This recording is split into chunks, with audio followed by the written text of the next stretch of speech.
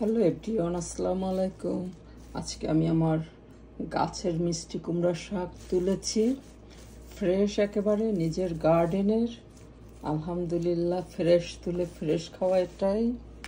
আমার গাছের আদা পাকা টমেটো, এগুলো দিয়ে কুমড়া শাক রান্না করলে খুবই ভালো লাগে, টেস্টি হয়।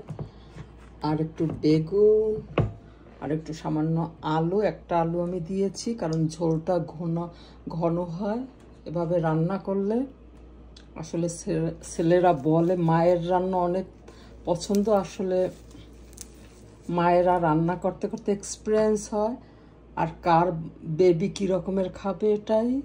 আমি এখন মা হয়েছে, আমি বুঝি আমার বেবি কি পছন্দ করে, কোন ধরনের খাবার, এটাই। আমি ইজি ওয়েতে আজকে রান্না করতেছি কুমড়া শাক। আমি এখানে রসুন আর পেঁয়াজ আর কাঁচামরিচ দিয়ে একটু ভাজছি। আর আমার প্রিয় ফ্লেভার চিংড়ি মাছ, না দিলেও হয় শাকে, কিন্তু আমার খুব ভালো লাগে।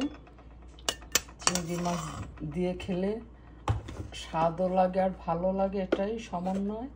আমি একটু চিংড়ি মাছের জন্য হলুদ দিব পরিমাণ মতো। আর আমি যেহেতু কাঁচামরিচ দিয়েছি, কিন্তু একটু বেগুন দিব আর আলু দিব, এই জন্য আমি একটু গুঁড়া মরিচ ইউজ করলাম সামান্য। আর আমি এই লবণ দিলাম, আমেরিকান লবণ, একেবারে মিহি দানা, বোঝার উপায় না এটা চিনি না অন্য কিছু। ওই জন্য লবণ অবশ্য কম খাই।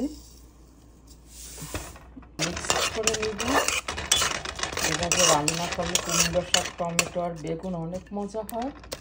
এটাই চিংড়ি মাছ পাবো, কিন্তু আমি পেয়ে গেছি। আমি অনেক চিংড়ি মাছ লাভার। এরকম কুমড়ো শাক আর আলু টমেটো দিয়ে খেতে অনেক লাইক করি। আমি চিংড়ি মাছের সঙ্গে আলুটা ফ্রাই করে নিব, তারপর আলুটা হলে আমি বেগুন দিব।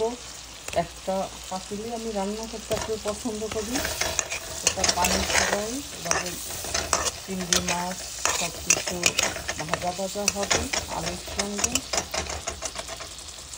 আলুটা আমার 2-3 মিনিট হয়ে গেছে। এখন এই সঙ্গে একটু বেগুন দিব। বেগুনটাকে এবার ভাজা ভাজা করবো 2-3 মিনিট। এভাবে 2-3 মিনিট নাড়াচাড়া দিব। তারপর আমি একটু পানি দিয়ে ফুটিয়ে শাক আর টমেটো দিব। তাহলে এভাবে রান্না করলে কুমড়ো শাক অনেক মজা হয়, টেস্টি হয়। ডিম ভাজাটা আমার হয়ে গেছে, আলু ভাজাটা আমার হয়ে গেছে। এখন আমি একটু টমেটো দিয়ে নাড়াচাড়া করে পানি দিয়ে দেবো। তারপর কুমড়া শাক দিব পরে, তারপর কুমড়া শাক তাড়াতাড়ি সিদ্ধ হয়ে যায়। আমি একটু গরম পানি দিয়ে দেবো, আমার কলে গরম পানি আছে, গরম পানি দিলে ভালো লাগে। এটা পরিমাণ মতো হালকা গরম পানি আমি এখন দিয়ে দিব। তারপর আমি কুমড়া শাক দিব। এভাবে রান্না করলে অনেক টেস্টি হয়। ঝোলটা ফুটে উঠেছে, এখন শাক দিলে ভালো হবে। এইভাবে এই টাইমে শাক দিতে হবে।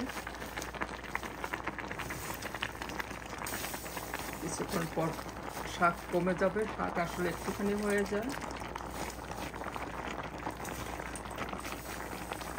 নিজের গার্ডেনের শাক রান্না করতে আসলে অন্যরকম আনন্দ। গার্ডেন থেকে আনা, কোটা, ধোয়া, আবার রান্না করা আর ফ্রেশ খাওয়া যায়। তাই শাক অনেকটা কমে গেছে। এভাবে শাক আসলে কমে যায়, কতগুলো দেখাইছে। আর এভাবে রান্না করলে আসলে ভালো হয়। আমার 5 মিনিট পর সিদ্ধ হয়ে যাবে। হয়ে গেল আমার অসাধারণ স্বাদে কুমড়ো শাক, টমেটো, বেগুন, আলু।